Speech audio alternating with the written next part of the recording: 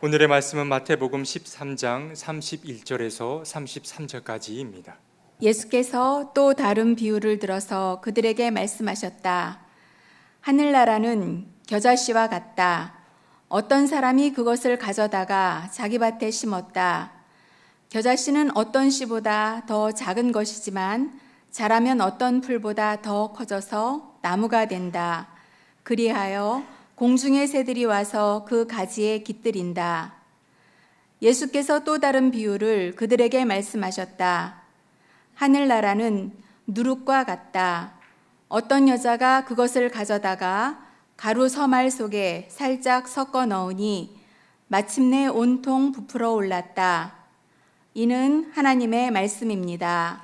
좋으신 주님께서 주시는 위로와 평안과 새롭게 하시는 은혜가 교회 여러분 모두와 함께 하시길 빕니다. 그리고 큰 폭우로 인하여서 큰 피해를 입은 이재민들 위에도 주님의 위로가 함께 하시길 빕니다. 정말 많은 비가 내렸습니다. 충남 서산에는 500mm 이상의 비가 내렸고 또 전남 광주에는 400mm 이상의 비가 내렸으며 경남 산청에는 700mm 이상의 비가 내렸습니다. 강이 삽시간에 범람하였고 그 범람한 물은 농경지와 도로와 주택을 침수시켰고 또한 산사태를 일으켰습니다. 그래서 7분이 돌아가셨고 3분이 실종 상태입니다.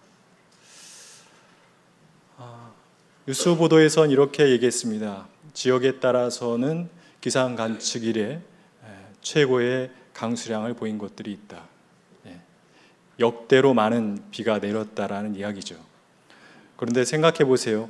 우리가 그 기상 관측 이래라는 표현을 요즘 많이 듣고 있지 않습니까? 작년에도 들었던 것 같은데 올해도 또 듣고 있습니다. 아마도 내년에도 저희는 또 듣게 될 겁니다. 역대 최고의 기온이었습니다. 역대 최고의 강수량이었습니다. 라는 이야기가 계속 반복된다라는 것은 그 재난은 예고된 재난이란 이야기죠. 그런 자연재해가 예고되고 있는 상황 가운데서도 우리는 그냥 자연재해가 일어나면 아무것도 할 수 없는 속수무책의 상태가 되어버리고 맙니다. 자연의 순리는 무너지는 중이고 지금 인간은 전쟁 중입니다. 세계 곳곳에서 전쟁으로 인해 죽어가는 사람들의 숫자가 하루에 몇 명인지 헤아릴 수 없을 정도로 많습니다. 이스라엘은 가자 지구의 사람들을 학살하였죠. 수만 명의 사람들을 죽였습니다. 그리고는 이란이 미래의 이스라엘의 안전을 위협할 것이 걱정이 되니 선제 타격한다면서 1000명이 넘는 이란 사람들을 죽였습니다. 그뿐 아니라 이제 오랜 내전을 마치고 간신히 잿더미에서 국가를 재건하기 시작한 시리아도 지난주에 공격했습니다. 시리아 땅 남부에서 베두인족과 두루즈족이 전쟁을 한 걸 막기 위해서 공격했다라는 거예요. 시리아 땅인데. 자꾸만 국제법을 어기면서 사람들을 죽이는 이스라엘도 이해가 되지 않지만 그러한 이스라엘을 방치하고 있는 제어하지 못하는 이 국제사회도 이해가 되지 않기는 마찬가지입니다. 지금 러시아도 문제지요. 러시아 우크라이나 전쟁이 너무 많은 시간 동안 벌어지고 있습니다. 그만큼 사상자가 발생하는 것이지요. 종전은 고사하고 휴전도 되고 있지 않을 뿐더러 지금은 확전의 조짐까지 보이고 있습니다. 지난 주중에 러시아는 우크라이나에 무기를 공급하는 제3국을 향해서 선제 공격하겠다라고 으름장을 놓은 상태입니다. 이런 와중에 미국은 세계 각국과 관세 전쟁을 벌이고 있습니다. 말이 전쟁이지 일방적인 통보죠. 생명과 평화와 공존이란 가치는 사라지고 오로지 돈이 존재할 뿐입니다. 1651년에 홉스가 리바이 언던이라는 책을 통해서 국가의 존재 이유를 설명했습니다. 리바이 언던은 성경에 나오는 어떤 바다 괴물의 이름인데요. 성경에 리워야단이라고 써 있는 그 괴물이 리바이 언던입니다. 욥기에 묘사되고 있는 리워야단의 모습은 이렇습니다. 그 몸뚱아리에 철 비닐이 둘러쳐져 있고, 그리고 코에서는 김이 나고 입에서는 불꽃이 나온다. 연상되는 게 있죠. 용과 같은 모습의 그 신비한 그 짐승이, 그 존재가 리워야단, 리바이언던인 것입니다. 홉스는 이렇게 말합니다. 인간은 본래 이기적인 존재이기 때문에 자연 상태로 인간을 둔다면 다른 만인에 대해서 계속 투쟁할 수밖에 없는 존재이기 때문에 그 싸움을 중재할 막강한 리워야단 같은 막강한 존재가 있어야 한다. 그 존재가 바로 국가다라고 설명을 했습니다. 동의가 되는 그러한 말입니다. 그런데 문제는 어딨냐? 그 인간의 통제할 수 없는 힘을 지닌, 그리고 본성질이 난폭한 리워야단 같은 나라들이 다른 나라들을 상대로 서로 불을 내뿜으면서 싸우고 있는 것이죠. 지금 형국이 그렇지 않습니까? 국가 간의 분쟁과 다툼을 중재하는 국제기구들이 있습니다만, 정말 그 거대한 힘을 키운 그 강대국들이 뿜어내는 그 살인적인 불꽃을 그 어떤 국제기구도 제어하고 있지 못한 형편입니다. 그런 자연재해나 또한 세계 곳곳에서 일어나는 그 전쟁이나 강대국들의 횡포도 우리를 힘들게 만들지만, 어쩌면 그보다 우리의 삶을 더욱 힘들게 만드는 것은 우리의 일상일 수 있습니다. 우리 일상은 생로병사, 희노애락이 갈마들어 있어서 크고 작은 사건 사고들이 계속 일어나지요. 사람 인자가 보여주듯이 우리 인간은 서로 잇대어 살아가는 존재입니다. 그런데 그 잇대어 살아감이라고 하는 것이 서로가 서로에게 힘이 되고 도움이 되어야 하는데, 오히려 서로에게 짐이 되고 상처가 되는 일도 벌어지는 것이죠. 그런데 그 일은 또 의도된 일이라기보다는 모르는 사이에 서로가 서로에게 그러한 존재, 짐이 되고 상처가 되는 경우가 생각보다 많은 것입니다. 인간은 결여와 결핍의 존재이기 때문에 그러한 일들이 생길 수밖에 없는 것이죠. 그것이 우리 인간의 불쌍한 실존, 현실인 것입니다. 그러한 거대한 문제들, 자연재해, 해마다 속절없이 무너져가는 자연의 순리와 또한 세계 곳곳에서 일어나는 전쟁들과 우리 삶 주변에서 일어나는 그 끝없는 상처 주고받음을 보노라면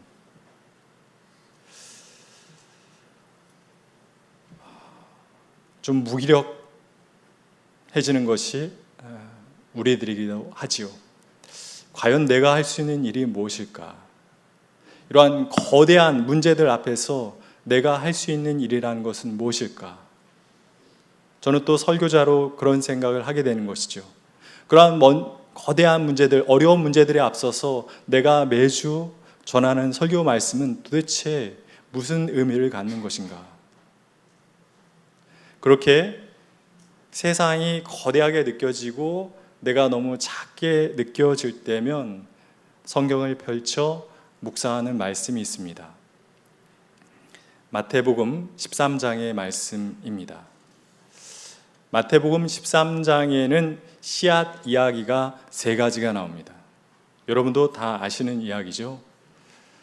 농부가 뿌린 씨가 길가와 돌짝밭과 그리고 가시덤불과 좋은 땅에 떨어졌는데 각자 다른 결과를 얻었다라는 이야기와, 그리고 또 농부가 좋은 밀 씨앗을 밭에 뿌렸는데 그가 잠자는 사이에 원수가 와서 그 밭에 가라지를 뿌려서 그 두 씨앗이 모두 같이 자랐다.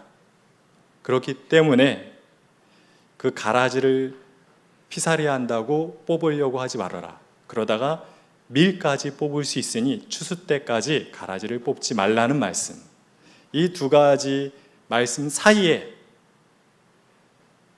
겨자씨 이야기와 누룩 이야기가 자리하고 있습니다. 그런데 예수님은 이렇게 말씀하셨어요.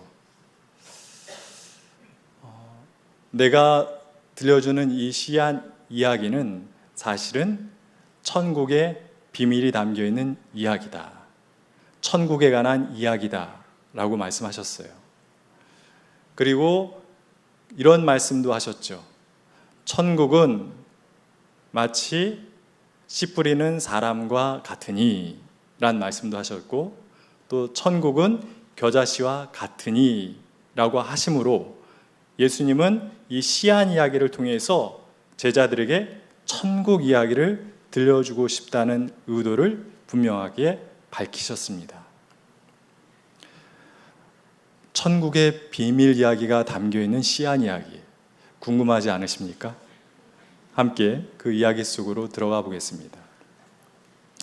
예수님은 겨자씨에 대해서 이렇게 말씀하셨습니다. 한 남자가 자기 밭에 겨자씨를 심었다. 겨자씨는 그 어떤 씨앗보다 작지만 자라면 그 어떤 풀보다 크게 자라 나무가 된다. 누룩에 대해서는 이렇게 말씀하셨습니다. 한 여자가 가루 서말 속에 살짝 누룩을 넣어 마침내 온통 부풀어 올랐다 라고 얘기하셨습니다. 이 두 가지 이야기는 재료는 달랐지만 사실은 같은 이야기죠. 지극히 작은 것이 큰 것이 되었다라는 이야기입니다. 눈에 보이지도 않을 정도의 작은 것이 아주 큰 게 됐대요. 은혜롭죠. 무슨 성공신화 같고 우리들의 욕망에도 좀 부합하는 그런 이야기 같아요. 그런데 예수님이 씨앗 이야기를 우리에게 들려주신 게 대박나라, 대박이 천국이다, 이런 의도로 하신 게 아닐 텐데 거기에는 어떤 의미가 담겨 있는 것일까요? 우리는 이 성경 본문을 좀 더 자세히 그리고 깊이 살펴볼 필요가 있습니다. 예수님께서는 그 작은 겨자씨가 큰 나무가 된다라는 말씀 뒤에 이런 말을 한마디 더 덧붙이셨어요. 그리하여 공중의 새들이 날아와 그 가지에 깃든다. 이 말씀은 눈에 보이지 않을 정도로 작은 겨자씨가 그렇게 새들이 와서 깃들 정도로 큰 나무가 된다라고 하는 그 결론에 초점을 맞춘 이야기처럼 볼 수도 있지만, 그 작은 겨자씨가 큰 나무가 된 목적은 무엇이냐면 그 깃들 곳이 필요한 새들에게 깃들 곳이 되어주기 위한 목적이었다라고, 목적에 초점을 둔 이야기로 읽을 수도 있다라는 겁니다. 그러한 맥락으로 누룩의 이야기도 살펴볼까요? 빵을 만들기 위해서 한 여인이 밀가루 반죽에다가 작은 누룩을 넣었어요. 그런데 그 밀가루 양이요, 좀 많아요. 500g, 1kg이 아니에요. 22리터. 네, 많은 양이죠. 거기다가 누룩을 넣어서 빵을 만든 거예요. 그럼 빵이 얼마나 많이 나오겠어요? 이걸 혼자 먹을 수는 없어요. 많은 양입니다. 물론 혼자 먹는 사람도 있을 거예요. 네. 빵 좋아하시는 분들 있죠. 근데 거의 불가능에 가까운 일이죠. 그러니까 이 누룩으로 밀가루 반죽을 만들어 빵을 만들었다는 얘기는 뒤에 당연히 생략된 얘기가 있는 거예요. 그리하여 많은 사람들이 빵을 함께 나누어 먹었다가 생략되어 있는 거죠. 네. 우리가 이 예수님께서 들려주신 이 겨자씨 이야기와 누룩 이야기를 단지 작은 게 큰 것이 되었다라고 하는 우리 욕망에 부합한 이야기로만 뜻을 새기면요, 우리는 계속 우리 앞에 있는 이 거대한 문제, 어려움, 자연이 질서를 잃어버리고 무너지고 세계 곳곳에서 사람이 사람을 죽이고 또한 사람과 사람이 서로에게 힘과 위로가 되지 못하고 짐과 상처가 되는 그런 일들이 계속 반복될 수밖에 없어요. 왜? 인간 사이에서 일어나는 대부분의 일들은요, 그 원인을 쭉 찾아 들어가면 작은 것으로 큰 것을 얻으려는 욕심이 시작일 때가 많아요. 거기서 많은 문제들이 발생합니다. 예수님은 이 씨앗의 이야기 속에는 천국의 비밀이 담겨 있다고 했어요. 천국의 비밀은 무엇입니까? 작은 게 큰 것이 되는 것이 천국의 비밀이 아니에요. 겨자씨처럼 누룩처럼 지극히 작은 것이라도 그것을 가지고 어려운 이웃과 나누려 할 때 그것은 큰 것, 이 땅에 하나님 나라를 이루는 것이 된다라는 것이에요. 저는 그것이 예수님이 말씀하신 천국의 비밀이라고 믿습니다. 왜? 예수님 당신이 그렇게 사셨기 때문입니다. 예수님 당신이 그 원리로 사셨기 때문에 그래요. 예수님이 사셨던 그 시대를 생각해 보십시오. 로마가 다스리던 시대예요. 세계 최대 제국, 무력으로 모든 나라들을 정복시킨 그 로마가 유대마저 다스릴 때예요. 그리고 또 이 유대는 오랜 유대교의 전통, 성전 체제가 있었습니다. 그러나 이 둘 모두 사람들을 위한, 사람이 사람답게, 하나님의 백성이 하나님 백성답게 살 수 있는 그러한 공간이 되지는 못했던 것이죠. 바로 그러할 때 그 세계 속에서 예수의 존재는 어떤 의미가 있습니까? 겨자씨, 작은 누룩, 그보다 작은 존재였습니다. 아니, 예수님은 로마나 성전 체제가 봤을 때 nothing, 아무것도 아닌, 그리고 meaningless, 아무런 의미가 없는 존재였어요. 예수님 속엔 무엇이 있었습니까? 그 누구에게도 돌봄받지 못하던 그 사람들에게 기댈 곳이 되어주고 싶은 그 마음, 그 육신과 영혼이 줄인 사람들을 어떻게 해서든지 먹이고 싶은 그 마음, 그 마음으로 하늘나라가 되어 사셨던 거 아닙니까? 그래서 그 결과가 무엇입니까? 예수님이 이 땅에 이루시려고 했던 하늘나라는 그 어떤 나라, 그 어떤 종교보다도 크게 자랐고 세계 곳곳에 퍼져서 우리들에게까지 퍼져온 것이 아닙니까?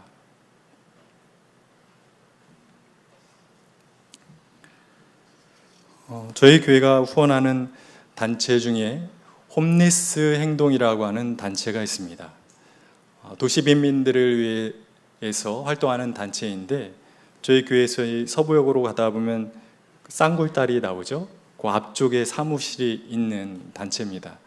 저희 후배 목사님이 아주 오랜 세월 거기서 봉사하고 있는 단체이기도 한데요. 어느 날 연락이 왔습니다. 선배님, 저희가 책을 하나 냈어요. 그래서 저 보내주는 줄 알았어요. 네, 안 보내주더라고요. 제가 사서 읽었습니다. 책 제목은 이것이에요. 힐튼 호텔 옆 쪽방촌 이야기.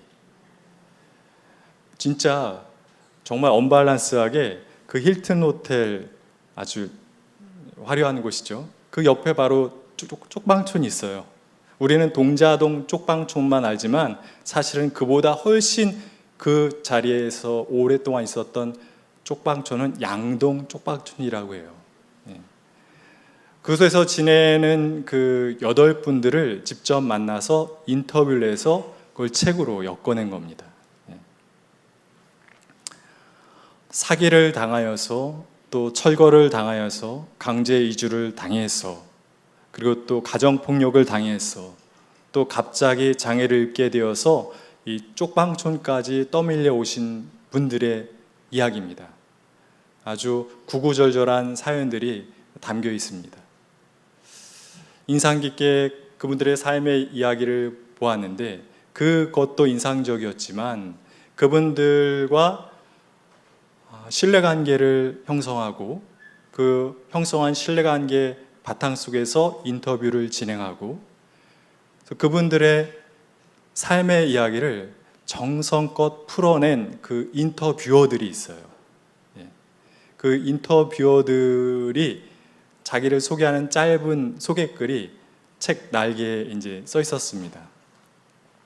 근데 여러 분의 그 인터뷰어들의 소개글을 봤는데 어떤 한 분의 글이 확 제 마음을 사로잡았습니다. 홍수경 활동가, 홈리스 행동에서 야학 교사로 활동 중.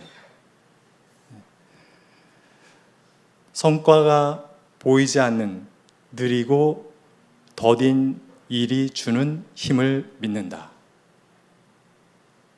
라고 써 있었어요. 처음엔 이게 뭐지? 해서 또 다시 한번 읽어봤습니다. 눈에 보이지 않는 더디고 느린 일이 주는 힘을 믿는다. 몇 번을 곱씹어 보다가 고개를 끄덕였습니다. 그렇구나. 일견 눈에 보이지 않고 느리고 더딘 일들은 사람들이 사실은 다 기피하는 일이에요. 사람들이 주목하지 않습니다. 그리고 그런 일들은 가능하면 맡지 않으려고 하죠. 그런데 우리의 일상을, 우리의 삶을 삶으로 지탱해주는 대부분의 일들은 다 그런 일들이에요. 사람이 사람을 먹이고 키우는 일을 생각해 보세요. 삼시세끼 한 일주일 주면 아기가 쑥쑥 큽니까? 성과가 보이지 않아요. 계속 꾸준히 정성껏 먹이고 키우다 보면 얘가 언젠간 자라서 사람 몫을 하겠지 란 믿음으로 하는 것이죠. 그리고 살림은 또한 어떻습니까? 청소, 빨래 매일매일 해도 티 안 나요. 근데 묘하게 안 하면 티 나요. 가족들이 좀 더 안락하고 편안한 삶을 살길 바라면서 매일매일 수련하듯이 그 수고를 감당하는 것이죠. 그래서 홍수경 활동가의 말이 정말 맞는 말입니다.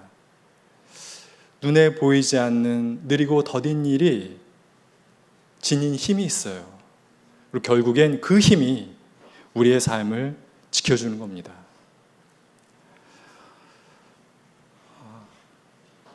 저희 그 신학교 선배님 중에 저도 존경했고 많은 사람들이 존경했던 분이 있습니다. 이름은 최희동인데요. 목사님이셨죠.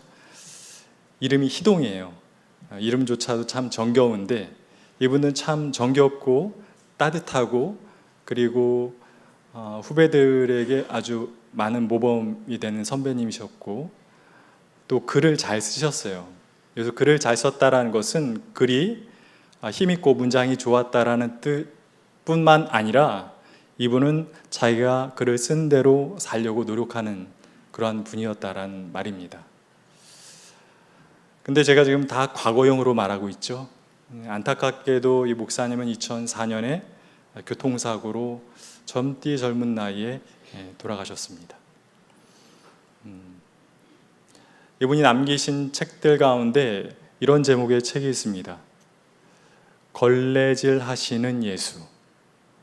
느낌이 오십니까? 예수님인데 걸레질을 하신대요. 최희동 목사님은 예수님께서는 이 세상에 걸레질을 하기 위해서 오신 분인 거예요. 그 책에 나와 있는 이 걸레질하는 예수님에 대한 이야기를 제가 좀 읽어드리겠습니다. 좀 깁니다. 걸레는 우리 그리스도인을 그리스도인 되게 하는 제1요소이다. 걸레를 들지 않는 기독교 신앙은 위선적일 수밖에 없고 이웃의 아픔, 고통, 배고픔을 함께 나누는 걸레의 삶을 살지 않는 사람은 진정한 그리스도인이라 말할 수 없다. 굳이 성자를 말하라면 자기 십자가, 걸레를 짊어지고 예수를 따르는 자일 것이다. 세상 죄를 지고 고난받으신 어린 양처럼 세상의 아픔, 이웃의 슬픔을 닦아주는 삶이 바로 그리스도인의 삶이요 성자의 삶이 아닌가. 한국의 어머니야말로 걸레와 같으신 분이다. 자기 몸을 온전히 남편을 위해 자식을 위해 희생하신다. 일생을 걸레처럼 사신 분이 우리의 어머니이시다. 걸레가 자기를 위해서는 아무 치장도 꾸밈도 없이 다만 자기의 몸으로 더러운 곳을 닦아내듯 그렇게 사셨다. 걸레와 같은 어머니의 거룩한 삶이 우리 가정을 살렸다. 거대한 세상에 비하면 우린 너무 작습니다. 어려운 문제에 비하면 우린 너무 연약합니다. 겨자씨보다 작고 누룩보다도 작습니다. 그러나 우리 안에 쉴 곳이 필요한 이에게 쉴 곳이 되어주려는 마음과 또한 주린 영혼에게 먹을 것을 주고자 하는 그 마음이 있다면, 그러한 선한 마음이 있다면, 그리고 그 선한 마음으로 성과가 보이지 않는 느리고 더딘 걸레질과 같은 일을 계속 감당할 수 있다면, 우리가 한순간에 이 세상을 다 하늘나라로는 바꾸지 못해도 내 곁에 함께 살아가는 이들에게 쉴만한 나무 그늘과 배고픔을 면하게 할 수 있는 빵은 될 수 있지 않겠습니까? 그리고 그렇게 우리 모두가 그러한 마음으로 살아가다 보면 언젠가 이 세상도 예수님이 꿈꾸셨던 하늘나라가 되지 않겠습니까? 저는 그 믿음이 예수 그리스도 안에 있었던 믿음이라고 생각하고, 또한 예수를 그리스도로 고백하는 우리 모두가 따라야 되는 믿음이라고 믿습니다. 우리 청파의 교우들이 그러한 믿음을 가지고 우리의 삶의 자리부터 조금씩 하늘나라로 바꿔갈 수 있길 간절히 기원합니다. 주신 말씀을 기억하며 잠시 거듭의 기도를 드리겠습니다. 하나님, 세상은 너무 거대하고 우리가 살면서 만나는 문제들은 너무 어렵습니다. 그 앞에서 점점 작아지는 우리를 불쌍히 여겨 주십시오. 주님께서 알려주신 천국의 비밀을 잊지 않고 살아가겠습니다. 작은 것이 큰 것이 되는 것이 천국이 아니라 작은 것이라도 어려운 이웃들과 나눌 때 그 작은 것도 이 땅의 천국을 가져오는 큰 것이 된다는 것을 잊지 않겠습니다. 세상이 거대하게 느껴지고 나 자신이 작게 느껴질수록 작은 일, 성과가 보이지 않고 더디고 느린 일, 그러나 사람을 먹이고 키우고 일상을 지켜내는 일, 걸레질같이 낮고 선한 일을 계속할 수 있는 힘을 우리에게 주십시오. 그 일을 통해 서로의 기댈 곳이 되게 하시고 서로의 양식이 되게 하셔서 함께 있음으로 하나님 나라를 경험하는 그러한 신앙 공동체가 되게 이끌어 주시옵소서. 이 모든 것을 예수 그리스도의 이름으로 기도드립니다. 아멘.